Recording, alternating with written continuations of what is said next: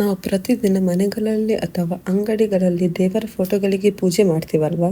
ನಿಮಗೆ ಈ ರೀತಿಯ ದೇವರುಗಳನ್ನು ಪರಿಚಯಿಸಿದ ಆ ಮಹಾನ್ ವ್ಯಕ್ತಿ ಯಾರು ಗೊತ್ತಾ?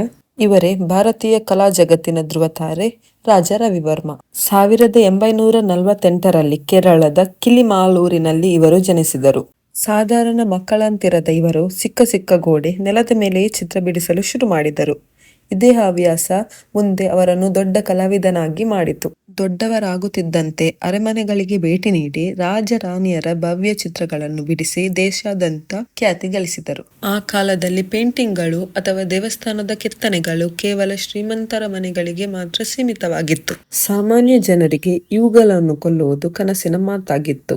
ಇದನ್ನು ಬದಲಾಯಿಸಲು ರವಿವರ್ಮನವರು ನಿರ್ಧರಿಸಿದರು. ರಾಮಾಯಣ ಮತ್ತು ಮಹಾಭಾರತದ ಮಹಾಕಾವ್ಯಗಳಿಂದ ಪ್ರೇರಿತರಾಗಿ ದೇವರುಗಳಿಗೆ ಸುಂದರ ಮಾನವ ರೂಪ ನೀಡಿ ಜನರು ಮೊದಲ ಬಾರಿಗೆ ಲಕ್ಷ್ಮಿ, ಸರಸ್ವತಿ, ಕೃಷ್ಣನಂತಹ ದೇವರುಗಳನ್ನು ತಮ್ಮ ಕಣ್ಣೆದುರೇ ಮಾನವ ರೂಪದಲ್ಲಿ ಕಂಡು ಬೆರಗಾದರು.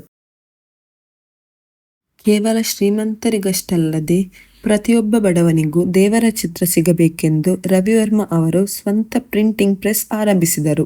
ಇದರಿಂದಾಗಿ ಅತಿ ಕಡಿಮೆ ಬೆಲೆಯಲ್ಲಿ ದೇವರ ಚಿತ್ರಗಳು ಇಷ್ಟೆಲ್ಲ ಸತ್ಕಾರ್ಯ ಮಾಡಿದಾಗಲೂ ಟೀಕೆಗಳು ತಪ್ಪಲಿಲ್ಲ.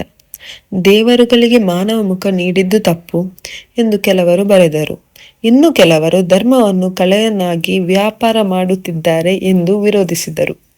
ಆದರೆ ರವಿವರ್ಮನವರು ಯಾವುದಕ್ಕೂ ಎದೆಗುಂದದೆ ತಮ್ಮ ಕಲಾ ಸೇವೆಯನ್ನು ಮುಂದುವರಿಸಿದರು. ಇವರು 1890ರ ದಶಕದಲ್ಲಿ ಬಿಡಿಸಿದ ಯಶೋಧ ಮತ್ತು ಕೃಷ್ಣ ಎಂಬ ಅದ್ಭುತ ಚಿತ್ರ ಇತ್ತೀಚೆಗೆ ಮುಂಬೈನ 167 ಕೋಟಿ ರೂಪಾಯಿಗೆ ಮಾರಾಟವಾಗಿ ಭಾರತೀಯ ಕಲಾ ಇತಿಹಾಸದಲ್ಲಿ ಅತಿ ದುಬಾರಿ ಪೇಂಟಿಂಗ್ಗಳಲ್ಲಿ ಒಂದಾಗಿ ಹೊಸ ದಾಖಲೆ ಸೃಷ್ಟಿಸಿದೆ. ಭಾರತೀಯ ಕಲೆ ಮತ್ತು ಭಕ್ತಿಯ ಸ್ವರೂಪವನ್ನೇ ಬದಲಾಯಿಸಿದ ಈ ಮಹಾನ್ ಕಲಾವಿದನ ಕಥೆ ನಿಮಗಿಷ್ಟವಾಗಿದ್ದರೆ ವಿಡಿಯೋವನ್ನು ಲೈಕ್ ಮಾಡಿ, ಶೇರ್ ಮಾಡಿ ಮತ್ತು ಇಂತಹ ರೋಚಕ ಕಥೆಗಳಿಗಾಗಿ ನಮ್ಮ ಚಾನಲನ್ನು ಫಾಲೋ ಮಾಡಲು ಮರೆಯಬೇಡಿ.